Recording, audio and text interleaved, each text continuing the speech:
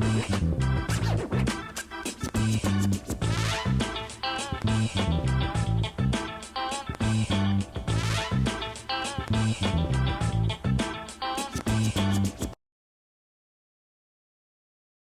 everyone. This is David Horton, Director of Learning Networks with Core Collaborative.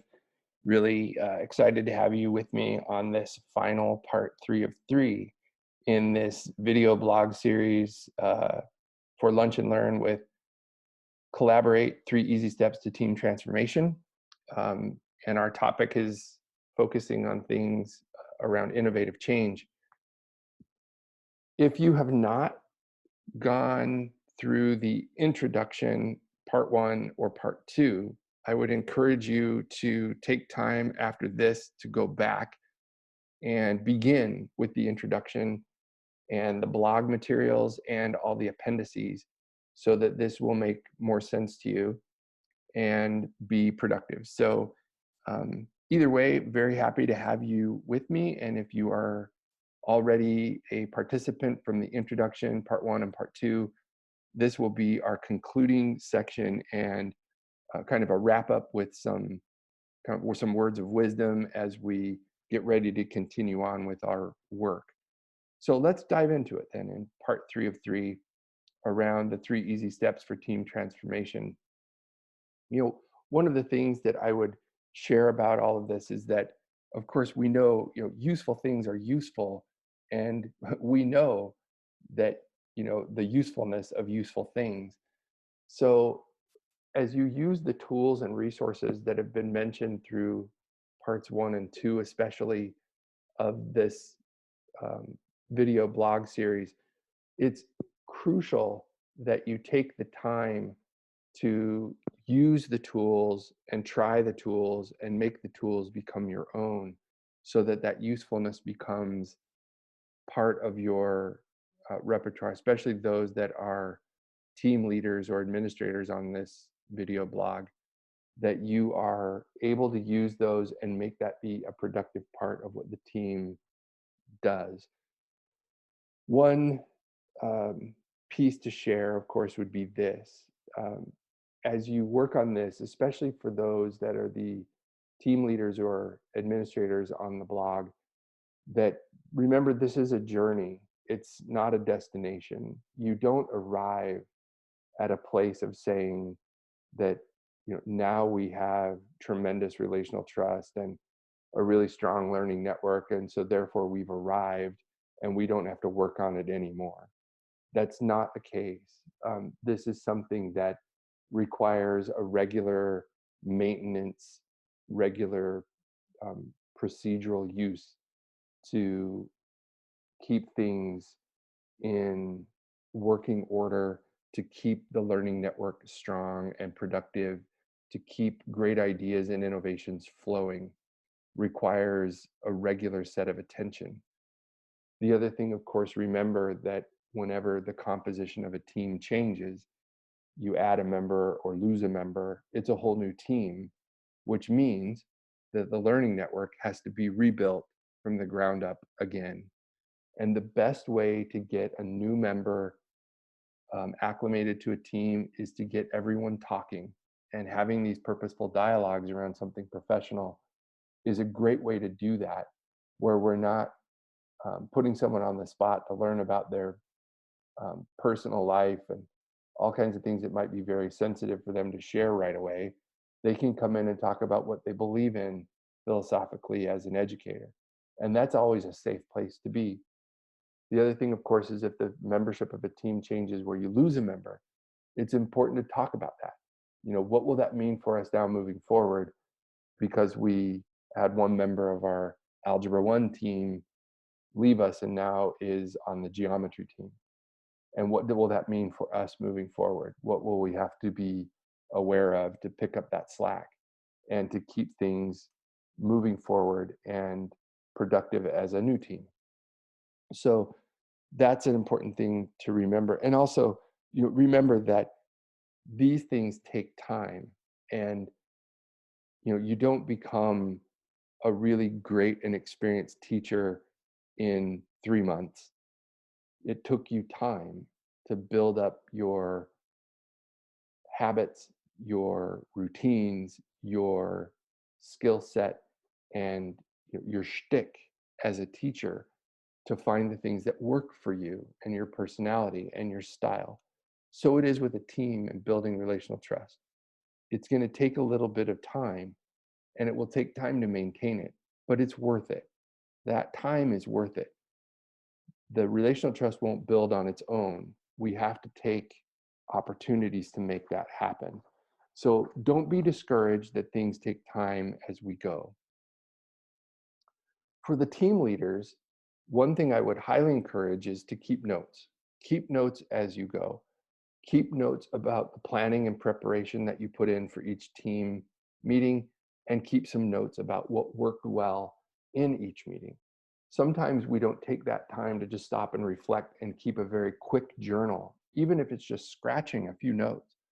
What did I do? How did I prepare? How did the team meeting go? What are some things I should change or work on for the next time?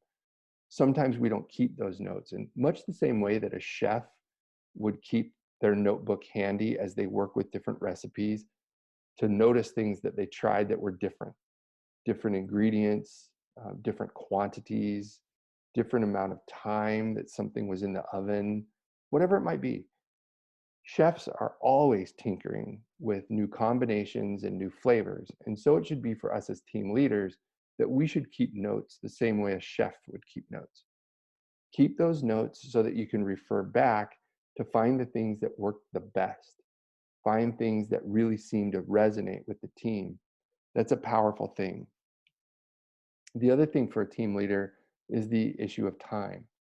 It's crucial that you have agendas and that you have a timekeeper in the room or on the team to help keep the meeting moving in a good flow. And so it is with the activities that I've been sharing through this video blog. As you do these conversations of relational trust and have dialogue prompts and so forth, is remember, these aren't meant to take an entire team session. These are meant to be done in 6 minutes, 8 minutes, maybe maximum of 10. And, and that would include even going into the action plan. These things should be done with brevity. They should be done in a concise way. They should be done quickly. Um, it doesn't take long periods of time to have the dialogue to build relational trust. It means we do it in regular doses, every other meeting, every third meeting, whatever it is, but only for 6, 7, 8 minutes at a time. We block that out, we do this work, and then we move on. So as a team leader, remember, your team personality will start to shine forward as you get this going as a routine. But in the beginning, I would say be very mindful of time and keep it limited. The other thing for a team leader is remember that capacities of teams are always different. You have to bear in mind who are those people that are on the team, the capacity of each person, their personality, their experience level in education, their experience on this team. How many years have they been on this team?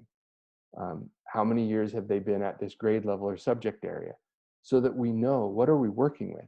If you have a very new and novice team, they're only 1 or 2 years into the teaching profession and the team is extremely new that way, that's a totally different scenario than if you have a team that is built of very veteran teachers that have all been together on the third grade team for 20 plus years. That's a very different level of capacity, and they will have a very different level set of insights, wisdom, know the difference between what they can and can't change, these kinds of things. So as a team leader, be aware of what you have around you. You can't expect people to do things that they're not ready to do. So be mindful of that and take it in doses that are appropriate for the team. The other thing for a team leader, remember that accountability on the action plan is important. If you're going to take the time to use these tools and build that action plan in Appendix D, be sure you have the wherewithal to come back and revisit it as a team every so often, we said we would have these things done in 2 weeks.